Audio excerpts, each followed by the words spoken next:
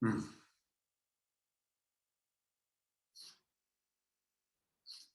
Los Reyes Magos no venían de Oriente, eran andaluces. Con titulares como este y otros parecidos, saludó la prensa supuestamente rigurosa la publicación del libro La infancia de Jesús, de Benedicto XVI.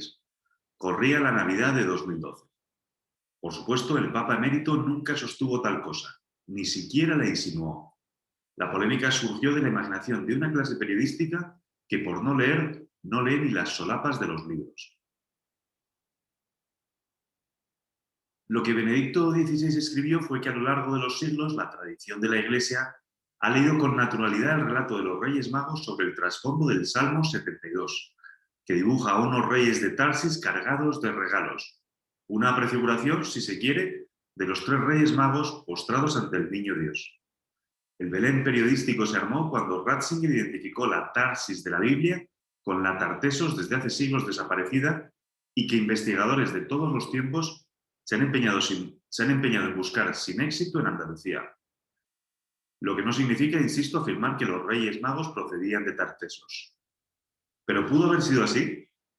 Adolf Schulter, el explorador alemán que vivió para buscar Tartesos y murió sin encontrarla, dejó anotado que sobre una colina junto a la desembocadura del río Betis hubo en tiempos un templo consagrado a Venus, en el lugar exacto en el que siglos después se levantaría una iglesia. Dejemos a un lado qué iglesia pudo ser esa. Quedémonos con que siglos atrás se erigió un templo a Venus en algún punto de lo que hoy es Sanlúcar de Barrameda.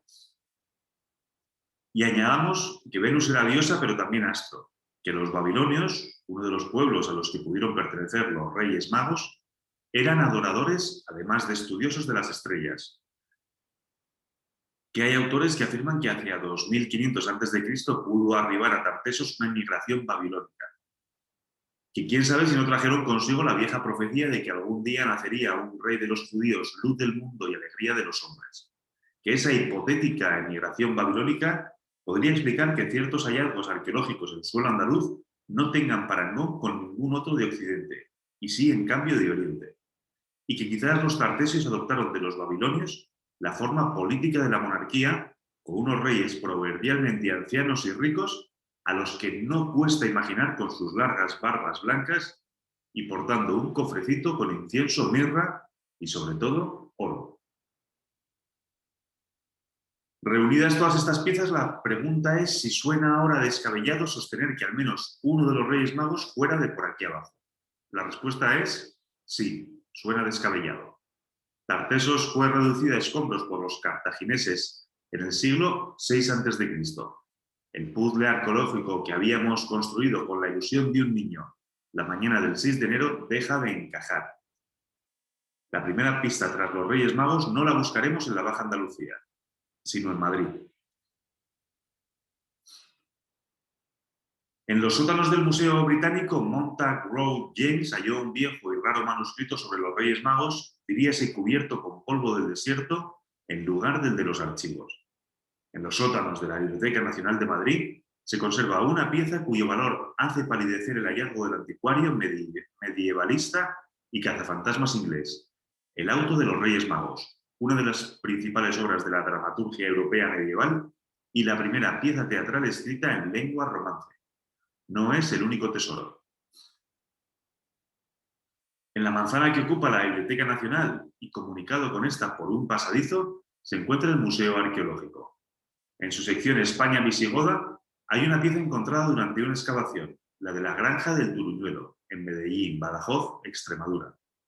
Se trata de una fíbula áurea redonda, una especie de villa o broche de oro con una adoración de los magos grabada en miniatura y el ruego incorporado a María de proteger al portador del objeto. Que solo nos acordemos de los Reyes Magos el 6 de enero no quiere decir que durante siglos la gente no se encomendara a ellos antes de emprender un viaje. Y no solo. Una fórmula medieval con los nombres de Melchor, Gaspar y Baltasar se repetía para detener los caballos desbocados y en una biblioteca de París, la de Santa Genoveva, se conserva un manuscrito del siglo XIII con una oración a los magos para sanar la epilepsia. Pero volvamos a los reyes como patrones del buen viaje, porque lo que aquí se propone es un viaje. Antes de emprenderlo, toca preguntarse, ¿existieron los Reyes Magos? No solo hay evidencias arqueológicas que prueban que los fenómenos que relata Mateo en su Evangelio sucedieron tal cual, sino también historiográficas y astronómicas. ¿Dónde está el rey de los judíos que ha nacido? Pues vimos su estrella en el oriente y hemos venido a adorarle. Es lo primero que preguntan los magos al entrar en Jerusalén. La estrella en cuestión no era una metáfora de tipo teológico, sino una estrella del cielo. Esto sostenía Johannes Kepler, astrónomo del siglo XVII. Kepler calculó que al tiempo de nacer Cristo tuvo lugar una conjunción de los planetas Júpiter y Saturno. Júpiter era la estrella de la más alta divinidad de Babilonia y Saturno el representante cósmico del pueblo judío. ¿Qué pudieron deducir de esto los astrónomos de la época? Que tal encuentro de planetas podía significar el tan anunciado nacimiento en Judea del auténtico Señor del mundo. ¿Cómo es posible que esta profecía circulase fuera del judaísmo? Quizás lo explique una de las notas que ha caracterizado al pueblo elegido a lo largo de la historia. La nota del Éxodo, la de la diáspora, nota que puso a los judíos en relación con otros pueblos, como el babilonio. Aunque Babilonia había sido el centro de la astronomía en épocas remotas, ya no lo era al tiempo del nacimiento de Cristo, por más que aún resistiera un reducido número de sabios, a cuya autoría cabe atribuir unas tablas de terracota en caracteres uniformes, con cálculos que apuntan a una conjunción de Júpiter y Saturno. La arqueología entra en juego aquí, y también en el hallazgo de unas tablas cronológicas chinas que dejan constancia por esas fechas de la aparición en el cielo de una estrella luminosa. Querer insinuar con este último hallazgo que uno de los 3 reyes magos era chino es tan sugerente como empeñarse en hacerles proceder de Tartesos o esperar verles llegar la mañana del 6 de enero a bordo de un barco vikingo, como le gustaría a Tom Callen, aventurero sueco converso al catolicismo. El riesgo de tanta sugestión es el de llevar la narración por los derroteros de la fantasía. Encarrilémosla por los caminos de la historia. ¿Qué mejor manera que las crónicas de Tácito y de Suetonio, en las que se lee que al tiempo de nacer Cristo bullían en el ambiente expectativas del surgimiento en el país de Judá de un Mesías redentor del mundo? Porque Melchor, Gaspar y Baltasar son historia, o si se prefiere, su historia lo es de un viaje de incalculables proporciones. Sabemos por Mateo que los magos vinieron de Oriente y que una vez adorado al niño, a Oriente regresaron apresuradamente, huyendo de Herodes, advertidos por un ángel y por un camino distinto del que habían venido. Lo que no sabemos es el lugar exacto de Oriente, era Persia, Mesopotamia, Arabia, ni la ruta que siguieron a la ida ni a la vuelta. La tradición señala la ruta del incienso, además de por ser este uno de los regalos que llevaron al niño por tratarse de una ruta comercial muy transitada entonces. Quien se aventure hoy por ella se arriesga a un secuestro seguido de degollina. Mejor proponer una ruta europea de búsqueda de los Reyes Magos. El trayecto propuesto es el que a comienzos del siglo XII recorrió la comitiva que, por orden de Federico I Barbarroja, trasladó los restos de los Reyes Magos desde la Basílica de San Eustorgio en Milán hasta la Catedral de Colonia. Hoy el asunto de las reliquias nos suena a superstición de beata de misa de once, pero entonces, en el medievo, era un elemento político de primera magnitud, hasta el extremo de provocar incidentes diplomáticos como último recurso a la declaración de guerra. En el traslado de las reliquias de los magos, la célebre traslatio, hay quien ve subyacente el deseo de Federico I Barbarroja de premiar a la leal Colonia y castigar a la rebelde Milán. Y más, la intención de legitimar el Sacro Imperio Romano Germánico, supeditando la tradición religiosa, en este caso la de los Reyes Magos, al discurso político del momento. Esto hizo Grao Vasco, pintor portugués de comienzos del siglo XVI. Alarmado con que el reciente descubrimiento de América pudiera dar al traste con la tradición de que cada uno de los 3 Reyes Magos representaba una parte del mundo conocido, se apresuró a pintar una adoración a la que incorporó un 4.º Rey Mago, representante del nuevo continente, con sus plumas, sus tatuajes, sus pinturas, su azagaya y un cofrecito de madera, quién sabe si con semillas de cacao, en adición del oro, el incienso y la mirra. El cuadro puede visitarse en el Museo Nacional Grao Vasco, en Viseu, Portugal. Pero nuestra propuesta europea de peregrinación, no lo olvidemos, es otra, de Milán a Colonia. En la Basílica Milanesa de San Eustorgio, en su ángulo más oscuro, hay una capillita de los Reyes Magos, con un fresco de la Adoración, un tríptico en mármol con idéntico motivo, un sepulcro vacío en el que durante siglos reposaron sus majestades, y escrita a máquina en un folio amarilleado por el tiempo y encuadrado en un marco como de mercadillo, una propuesta de itinerario. El itinerario que completaron las reliquias peregrinas hace ya 10 siglos. 13 etapas que arrancan en el norte de Italia, atraviesan Suiza y terminan en Colonia, Alemania. A diferencia de otras peregrinaciones como la Ruta Jacobea o la Vía Francígena, el trayecto de Milán a Colonia no está señalizado. No veremos las figuras de los 3 Reyes Magos como camino a Santiago vemos flechas amarillas o entre Canterbury y Roma el dibujito de un peregrino. Es bueno que así sea. Al no estar explotado el trayecto por las cámaras de comercio, las concejalías de cultura y las oficinas de turismo, quien lo recorra tendrá la sensación de ser el primero en siglos. De esta manera disfrutaremos más y mejor los pequeños descubrimientos que hagamos a lo largo de las etapas, porque el trayecto está sembrado de pistas. En Milán, aparte del sepulcro vacío en la Basílica de San Eustorgio, encontraremos una autoescuela llamada Tres Reyes, y una pizzería con idéntico nombre y una escuela de natación. Esta última, lo que son las cosas, en la vía Karl Marx. A 20 millas al norte de Milán, asomado al lago Como, hay un hotelito llamado Tres Reyes, con una recepcionista que te cuenta que cerca de allí, en Grandate, un pueblito entre montañas, hay una callecita y un letrero en el que pone San Pos, corrupción de Sancti Pause, corrupción a su vez de Sanctorum Pause, esto es, Santa Pausa, por ser el primer alto que hicieron aquellas reliquias peregrinas 10 siglos atrás. En la ciudad alemana de Bamberg, en su catedral, se halla la estatua ecuestre del célebre caballero en el que la tradición ha querido ver desde hace siglos a uno de los 3 Reyes Magos. Por toda Alemania, en los dinteles de madera y piedra de muchas casas y comercios escritas a tiza, leeremos unas curiosas inscripciones. 20, asterisco, C, más B, más B, más 22, donde 20 hace referencia al siglo, asterisco a la estrella de Oriente, C a Caspar, N a Melchor, B a Baltasar y 22 al año en puertas, antigua fórmula medieval para dar la bienvenida al nuevo año y a los Reyes Magos. En Colonia, la última etapa del camino, nos esperan desde hace siglos los Reyes Magos, tan contentos con nuestra visita que nos concederán todo lo que les pidamos, aunque no sea 6 de enero. He contado cómo fueron trasladadas las reliquias de los Reyes Magos de Milán a Colonia, pero no cómo llegaron de Constantinopla a Milán, ni de Oriente a Constantinopla. Ni más importante, quién halló tales reliquias allá por el siglo IV. Fue la emperatriz Helena, madre de Constantino. Las reliquias en general, ya lo hemos apuntado, fueron un elemento político de primera magnitud en el medievo y siguen avivando hoy la devoción popular, tan decisiva en la historia de la Iglesia.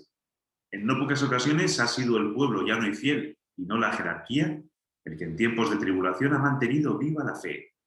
Ahí tenemos los intentos de la Convención Nacional en la Francia de 1795 de borrar el recuerdo de los Reyes Magos, mediante la sustitución de la corona o roscón de reyes por la corona o el roscón de la igualdad, lo que supuso la airada reacción del pueblo y la consiguiente marcha atrás de los revolucionarios en su decisión. Una respuesta así sería hoy inimaginable en la ciudad alemana de Hildesheim, donde apenas guardan memoria de Melchor, Gaspar y Baltasar. Hildesheim es, después de Colonia, la ciudad alemana con un vínculo mayor con los Reyes Magos, parte de cuyas reliquias, en concreto los dedos, reposan en su catedral desde el siglo XII. O eso dice la tradición. En mi viaje a Hildesheim, después de completar el trayecto Milán-Colonia, no encontré ni rastro. Sí me topé con uno de esos folletos turísticos traducidos al español con idéntico manejo de la sintaxis con el que están redactados los manuales de instrucciones de las lavadoras. Tratando de descifrarlo, alcancé a entender que la catedral contaba con una cámara del tesoro, sin precisar si las reliquias se custodiaban allí. Según otras fuentes consultadas, los dedos de sus majestades habían recalado siglos atrás en Hildesheim por ser la patria chica de Reinaldo de Dassel, el canciller del Sacro Imperio Romano Germánico, que en el siglo XII organizó el traslado de los restos de los Reyes Magos desde Milán a Colonia. En la ciudad también había nacido Juan de Hildesheim, monje carmelita del siglo XIV, hombre leído y viajado y personaje clave en la idea que hoy tenemos de Melchor, Gaspar y Baltasar. La primera noticia de los Reyes Magos la da Mateo en su Evangelio, sin precisar cuántos eran, ni cómo se llamaban, ni el lugar exacto de Oriente de donde procedían. A pesar de lo telegráfico de su redacción, el pasaje ha excitado durante siglos la imaginación de los eruditos, los poetas, los artistas, los viajeros, los exploradores y, por supuesto, los niños. Esto explica la necesidad de rellenar los huecos de la historia y, como consecuencia, la ingente cantidad de leyendas. El mérito de Juan de Hildesheim fue refundarlas todas en un librito configurando una imagen de los Reyes Magos que dura hasta hoy. La sola lectura en voz alta del delicioso libro de Juan de Hildesheim daría para una conferencia aparte. En esta me detendré en un personaje que desfila por sus páginas, un personaje entre la historia y la leyenda, en el que muchos autores han visto a un descendiente directo de los Reyes Magos, el preste Juan.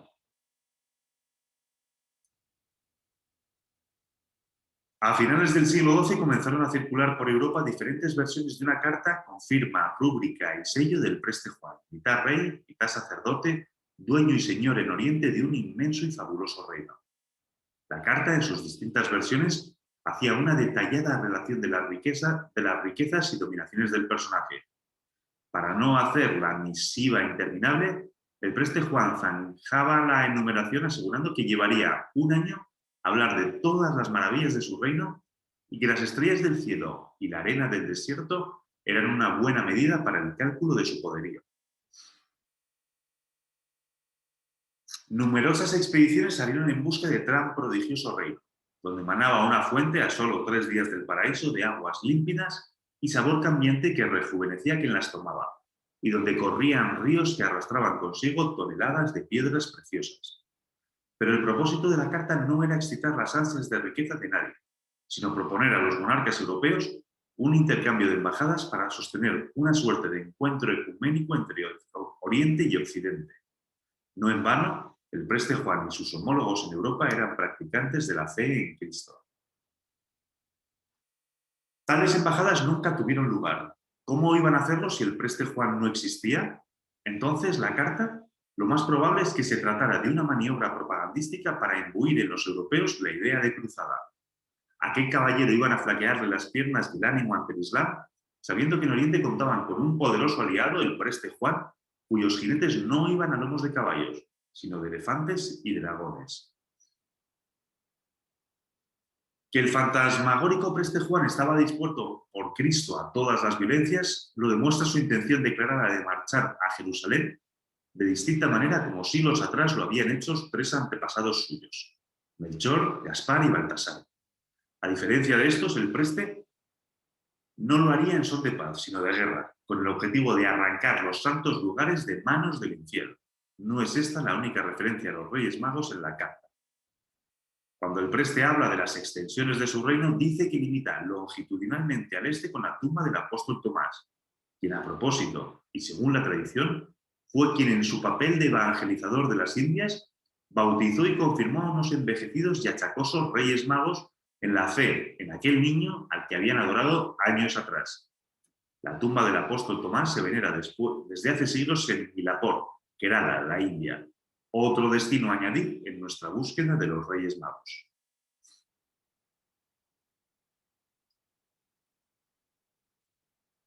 Siento el mareo de hacer viajar, siquiera con la imaginación, a lugares tan alejados en el espacio como Alemania, Palestina y la India. Imaginemos este recorrido en una noche, añadiendo un destino más, Etiopía, hipotética patria del rey negrito. Ni todos los adelantos de la movilidad que ofrece el mundo de hoy permiten un viaje así en tan corto espacio de tiempo. salvo que seas bendecido por una suerte de don sobrenatural, como se atribuía a Ana Catalina de Emmerich, religiosa alemana del siglo XIX.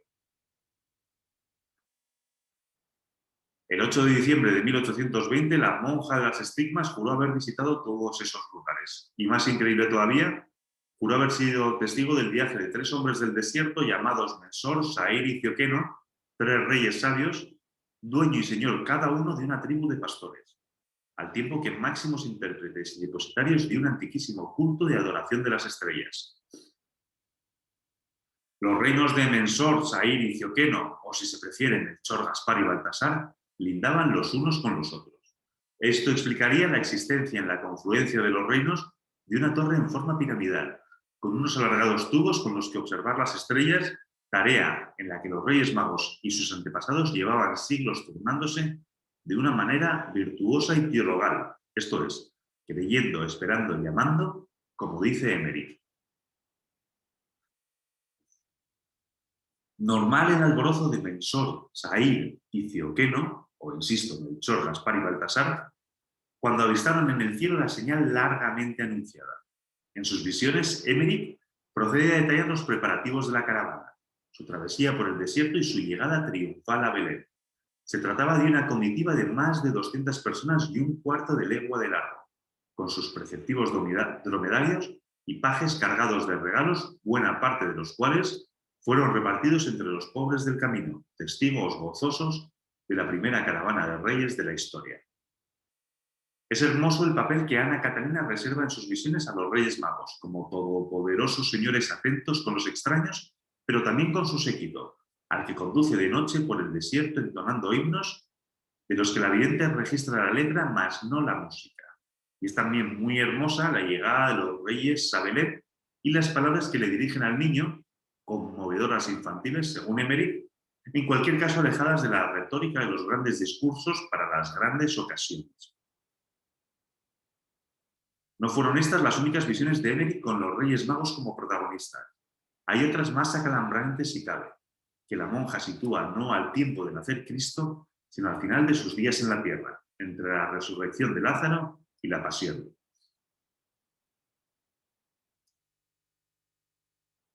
Según Emmerich, este fue el momento elegido por Cristo para emprender un viaje con dirección a Oriente, acompañado por 3 jóvenes discípulos, hijos de miembros de aquella comitiva real y mágica llegada a Belén 33 años atrás, que en lugar de regresar a su país, decidieron establecerse allí y formar familias con pastorcitas del lugar. Lo más reseñable de esta segunda visión es la llegada no anunciada de Cristo al país de los Reyes Magos. La descripción que hace Emmerich del reino satisfaría con creces la curiosidad de cualquier niño que se preguntase cómo era el palacio de Melchor, Gaspar y Baltasar. Tales eran sus maravillas y riquezas. El primer rey mago al que Cristo va a ver, que es el rey mago de más edad, siente en su interior que aquel visitante inesperado es el niño al que él fue a adorar 33 años atrás, lo que le lleva impulsivamente a hincar la rodilla, quitarse la corona y ponerla en tierra, ofreciéndole un presente, como hizo entonces. Este rey conduce a Cristo hasta las dependencias del segundo, tan achacoso que no es capaz de levantarse de su trono hasta que oye del visitante la que sería célebre fórmula: levántate y anda. Luego los 2 reyes llevan a Cristo a ver al tercero, que descansa no en un aposento real, sino en una tumba.